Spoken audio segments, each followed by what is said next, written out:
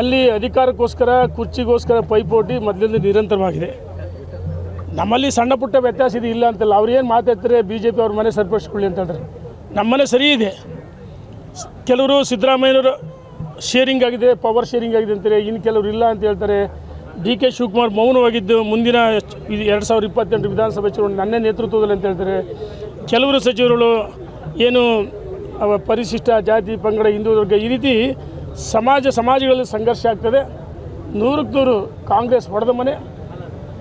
ಮುಖ್ಯಮಂತ್ರಿ ಕುರ್ಚಿ ಕೆಲವರು ಖಾಲಿ ಇಲ್ಲ ಅಂತ ಹೇಳ್ತಾರೆ, ಕೆಲವರು ಟಬಲ್ ಹಾಕಿದ್ದಾರೆ ಅಂತ ಹೇಳ್ತಾರೆ. ಕಾಂಗ್ರೆಸ್ಸು ಬಹುಶಃ ನನಗೆ ಹೇಳಿದೆ, ಕರ್ನಾಟಕ ಮಹಾರಾಷ್ಟ್ರದಲ್ಲಿ ಹೆಂಗೆ ರಾಜಕೀಯವಾಗಿ ಸಂಚಲನ ಆಯಿತು, ಕರ್ನಾಟಕದಲ್ಲಿ ಅದೇ ರೀತಿ 100ಕ್ಕೆ 100 ಕ್ಷಿಪ್ರ ಕ್ರಾಂತಿ ಆಗುತ್ತೆ ಅಂತ ಹೇಳಕ್ಕೆ ಇಚ್ಛೆಪಡ್ತೀನಿ. ಶಿವಗಂಗಾ ಬಸವರಾಜ್ ಅವರು ರಕ್ತದಲ್ಲಿ ಬರ್ಕೊಡ್ತಾನೆ ಅಂತ ಹೇಳಿದಾರಲ್ಲ ಸರ್, ಅವನಿಗೆ ಹೇಳೋಣ, ನಾನು ಸುಮ್ಮನೆ ಯಾರ್ಯಾರಿಗೆಲ್ಲ ಉತ್ತರ ಕೊಡೋಕ್ಕೆ ಸಾಧ್ಯವಿಲ್ಲ. ಅವರು ಕಾಂಗ್ರೆಸ್ ಹೊಡೆದ ಮನೆ. 100ಕ್ಕೆ 100 ಈ ಸರ್ಕಾರ ಪತನ ಆಗುತ್ತೆ. ಕುರ್ಚಿಗೋಸ್ಕರ ಕಚ್ಚಾಟ ಹೊಡೆದಾಟ ಮಾಡಿ ವೀರಪ್ಪ ಮೊಯ್ಲಿ ಮುಖ್ಯಮಂತ್ರಿ ಇದ್ದಾಗ ಕಪ್ಪು ಸಾಸಲ್ಲಿ ಹೊಡೆದಾಡಿದ್ರು.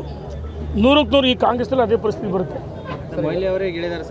ಅಲ್ಲ, ಹೇಳ್ತಿಲ್ಲ, ಕೆಲವರು ಮುಖ್ಯಮಂತ್ರಿ ಅಂತೇಳಿ ಕೆಲವರು ಇಲ್ಲ ಅಂತ ಹೇಳಿದ್ರೆ ಕ್ಷಿಪ್ರ ಕ್ರಾಂತಿ ಆಗುತ್ತೆ ಕಾಂಗ್ರೆಸ್ನಲ್ಲಿ. ಬಹುಶಃ ಕಾಂಗ್ರೆಸ್ಸೇ ಹೊಡೆದೋಗುತ್ತೆ ಅಂತ ಹೇಳಕ್ಕೆ ಇಚ್ಛೆ ಪಡ್ತೀನಿ. ಕಾಂಗ್ರೆಸ್ 100ಕ್ಕೆ 100 ಹೊಡೆದೋಗುತ್ತೆ. ಎಲ್ಲೇ ಒಂದು ಕಡೆ ಡಿ ಕೆ ಶಿವಕುಮಾರ್ ಹಿಂದುತ್ವ ಮೃದು ಮೊದಲೇ ಅಲ್ಪಸಂಖ್ಯಾತರು ನಮ್ಮ ಬ್ರದರ್ಸ್ ಅಂತ ಹೇಳಿದ್ರು ಡಿ ಕೆ ಶಿವಕುಮಾರ್. ಈಗ ನಾನು ಹುಟ್ಟಿದ್ದು ಹಿಂದೂ ಧರ್ಮ, ಸಾಯೋದು ಹಿಂದೂ ಧರ್ಮ ಸಾಹಿತಿ ಅಂತ ಹೇಳಿದ್ರೆ ಇದರ ಅರ್ಥನೇ ಬೇರೆ ಕೊಡುತ್ತೆ. ಕಾದ್ ನೋಡಿ, ಕ್ಷಿಪ್ರ ಕ್ರಾಂತಿ ಆಗುತ್ತೆ.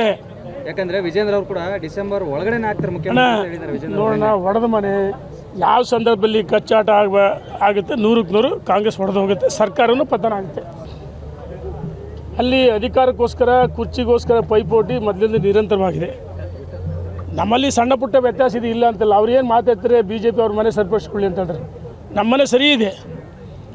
ಕೆಲವರು ಸಿದ್ದರಾಮಯ್ಯನವರು ಶೇರಿಂಗ್ ಆಗಿದೆ, ಪವರ್ ಶೇರಿಂಗ್ ಆಗಿದೆ ಅಂತಾರೆ, ಇನ್ನು ಕೆಲವರು ಇಲ್ಲ ಅಂತ ಹೇಳ್ತಾರೆ.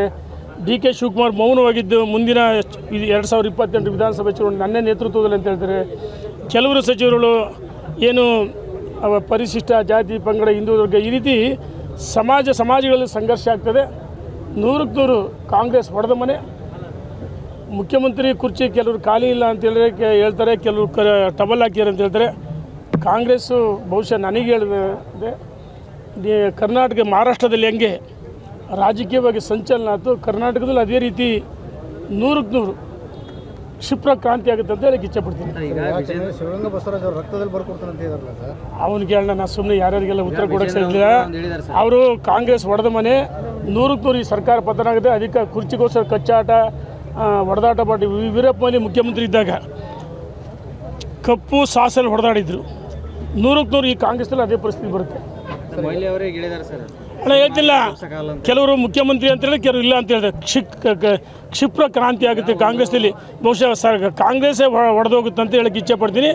ಕಾಂಗ್ರೆಸ್ 100ಕ್ಕೆ 100 ಹೊಡೆದೋಗುತ್ತೆ. ಎಲ್ಲೇ ಒಂದು ಕಡೆ ಡಿ ಕೆ ಶಿವಕುಮಾರ್ ಹಿಂದುತ್ವ ಮೃದು ಮೊದಲೇ ಅಲ್ಪಸಂಖ್ಯಾತರು ನಮ್ಮ ಬ್ರದರ್ಸ್ ಅಂತ ಹೇಳಿದ್ರು ಡಿ ಕೆ ಶಿವಕುಮಾರ್. ಈಗ ನಾನು ಹುಟ್ಟಿದ್ದು ಹಿಂದೂ ಧರ್ಮ, ಸಾಯೋದು ಹಿಂದೂ ಧರ್ಮ ಸಾಹಿತಿ ಅಂತ ಹೇಳ್ತಾರೆ. ಇದರ ಅರ್ಥನೇ ಬೇರೆ ಕೊಡುತ್ತೆ. ಕಾದ್ ನೋಡಿ, ಕ್ಷಿಪ್ರ ಕ್ರಾಂತಿ ಆಗುತ್ತೆ. ಯಾಕಂದ್ರೆ ವಿಜೇಂದ್ರ ಅವರು ಕೂಡ ಡಿಸೆಂಬರ್ ಒಳಗಡೆ ಆಗ್ತಾರೆ ಮುಖ್ಯಮಂತ್ರಿ. ನೋಡೋಣ, ಹೊಡೆದ ಮನೆ ಯಾವ ಸಂದರ್ಭದಲ್ಲಿ ಕಚ್ಚಾಟ ಆಗುತ್ತೆ. 100ಕ್ಕೆ 100 ಕಾಂಗ್ರೆಸ್ ಹೊಡೆದು ಹೋಗುತ್ತೆ, ಸರ್ಕಾರನೂ ಪತನ ಆಗುತ್ತೆ.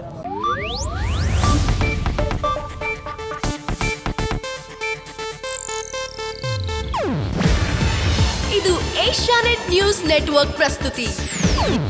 ನೀವು ನೋಡ್ತಿದ್ದೀರಾ ಏಷ್ಯಾನೆಟ್ ಸುವರ್ಣ ನ್ಯೂಸ್.